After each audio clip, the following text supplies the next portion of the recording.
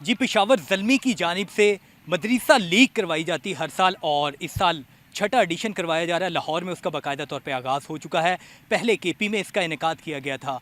तो पेशावर ज़ल्मी के chief operating officer मियाँ अब्बास हमारे साथ मौजूद है और उनसे इस लीग के हवाले से बात करते हैं। अब्बास भाई, मदारिस के बच्चों को कोई देखता नहीं था, कैसे ज़हन में आया और छठा एडिशन बड़े कामयाबी से चल रहा है? जी आपने बोला कि मदारिस के बच्चों को कोई देख नहीं रहा होता था। ये वाली फ़ील जो थी वो हमारे चेयरमैन जावेद अफरीदी की तरफ से स्ट्रेट अवे आई थी कि अब्बास ये लाएमल हमने करना है। मदारिस के बच्चे हमसे लेफ़्ट आउट हो रहे हैं, ये लेफ़्ट आउट नहीं होंगे।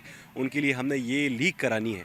तो ये लीग जो है वो हमने यही प्लानिंग जो है वो फिर केपी में शुरू किया। उससे खैबर पख्तूनख्वा में सबसे पहला एडिशन हमने इसका किया और उसके बाद में हमने सोचा कि यार ये चीज़ जो है अब थोड़ा-सा इसको आगे लेके जाए और इसमें मज़ीद, क्योंकि हमारे पास में फ़ीडबैक बहुत ज़्यादा पॉजिटिव आ रहा था और अक्रॉस द, क्योंकि ये कॉन्सेप्ट कोई था ही नहीं। लोगों को ये नहीं पता था कि मदारिस के बच्चे भी कोई टूर्नामेंट खेलते हैं और उसको इंटरनेशनली, जिस तरह आप लोगों ने कवर किया, इंटरनेशनली भी कवर हुआ और वो बड़ी न्यूज़ चली थी। तो उसके बाद में हमारे पास में क्वेरीज़ बहुत ज़्यादा आई पूरे पाकिस्तान से कि आप जो है उसको बंद ना करें, मतलब इसको साथ साथ मज़ीद इसके वो कराते जाए। तो फिर हमने अपनी एक मशावरत करी जावेद साहब के साथ में। उन्होंने कहा कि ठीक है, हम इसको इस तरह करते कि एक्सपेंड करते पूरे पाकिस्तान में करते। उसके बाद में हमने ये किया कि इसको हम स्ट्रेट अवे लेके गए कश्मीर में, क्योंकि कश्मीर से अपने बलूचिस्तान से, गिलगित बल्तिस्तान से, इस रीजन से बहुत application, including Punjab as well. उसके बाद में हम गए गिलगित बल्तिस्तान, हमने वहाँ पे ये किया। जब वो किया तो उसकी भी बड़ी ज़्यादा हाइप बनी। फिर हम कश्मीर में आए और ये एक सिलसिला चलता गया। बलूचिस्तान में हुआ, उसके बाद में Punjab was the right next station. तो वही वाला जिस तरह था, हर एक प्रोविंस में हमने कोशिश की कि हम 8 से 10 टीमें रखें। हम पंजाब में आए तो पंजाब में इतनी टीम्स, बहुत ज़्यादा टीम्स। तो खैर हमने फिर, अब जो लीग करानी होती है तो इसके लिए एक स्पेसिफिकेशन रिक्वायरमेंट होती है। इसमें हमने बाकी जो है वो 15 टीम्स फिर इसमें बना ली। टीम बनती ज़्यादा थी, लेकिन हमने कोशिश की कि स्क्रूटिनी इस तरह करें कि जितना मैक्सिमम हो सकता है हम उनको इंगेज करें। तो 15 को हमने मैक्सिमम किए। सिर्फ ये बताना ज़रूरी है कि ये टीम्स बड़ी ज़्यादा थी, प्लेयर्स बड़े ज़्यादा थे। अभी हमारे पास में तकरीबन अगर 300 बच्चा इंगेज है इसमें, तो ये तकरीबन हज़ारों के थे। तो पंजाब में बहुत ज़्यादा क्रेज़ है और ये जो रिस्पॉन्स है, आप इमेजिन करें कि वेदर भी हार्ड वेदर है। इन लोगों ने कहा नहीं, हमने इसी में खेलना है और हम इसको 1 महीना भी आगे लेफ़्ट या राइट नहीं कर सकते।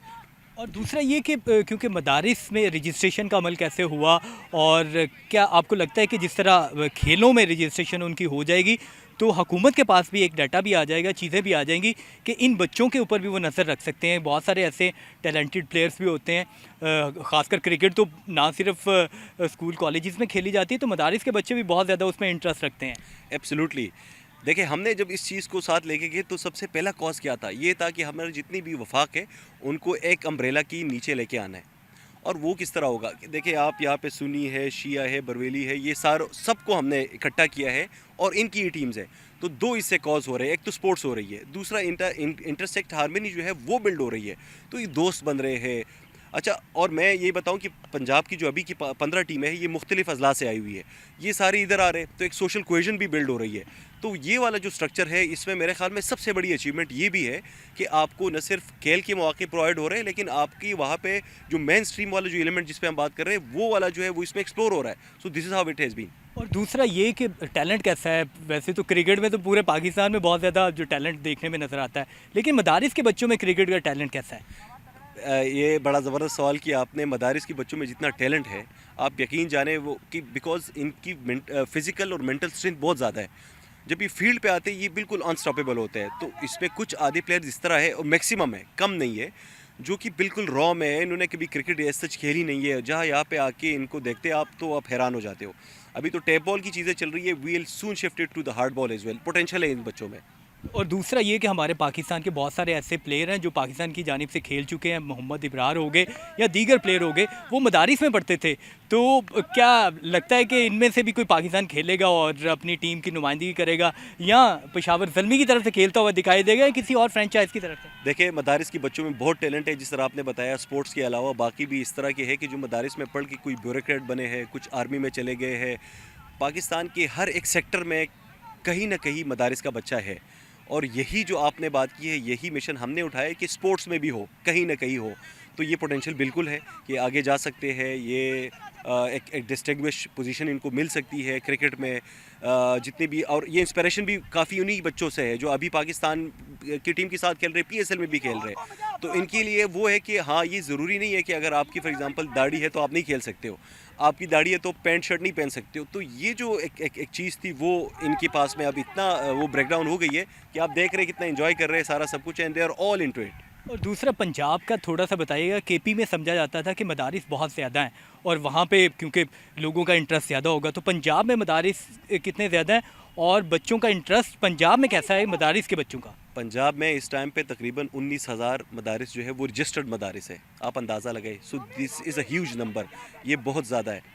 तभी मैं बोल रहा हूँ कि हमारे लिए मुश्किल थी कि हम शॉर्ट लिस्टिंग करें तो किस तरह करें, क्योंकि अप्रोच हर एक मदारिस से आ रही थी, क्योंकि हमने इंडिविजुअल हर किसी को अप्रोच किया हमने। और हमारे लिए पहला एडिशन जो था बहुत टफ था, जो पेशावर वाला था, क्योंकि कोई कॉन्सेप्ट ही नहीं था कि क्या होता है, किस तरह होता है। हम जब पंजाब आए तो हमारे लिए उस पर्सपेक्टिव से ये बहुत आसान था ऑर्गेनाइज़ करना, इनको समझाना कि क्या है, किस तरह है। तो अल्हम्दुलिल्लाह उसमें हमारे लिए बड़ी आसानी हुई है, और यहाँ पे ये 19,000 मदारिस से ये बच्चे शॉर्टलिस्ट हो रहे, आगे जाएंगे और टॉप के बच्चे और मुख्तलिफ मदारिस के बच्चों ने टीम बनाई है। केपी बलूचिस्तान और आपने गिलगित में तो करवा लिया टूर्नामेंट, सिंध में भी जाने का इरादा है, कब है और अगले साल सिंध में देखेंगे या दोबारा से पंजाब और केपी में? देखिए, इसका जो मॉडल है वो ये है कि पूरे पाकिस्तान की हर प्रोविंस में करना है। पंजाब रहती थी, उसके बाद में सिंध, सो इसके बाद हम सिंध ही जा रहे हैं। इंशाल्लाह अगले साल हम सिंध में करेंगे।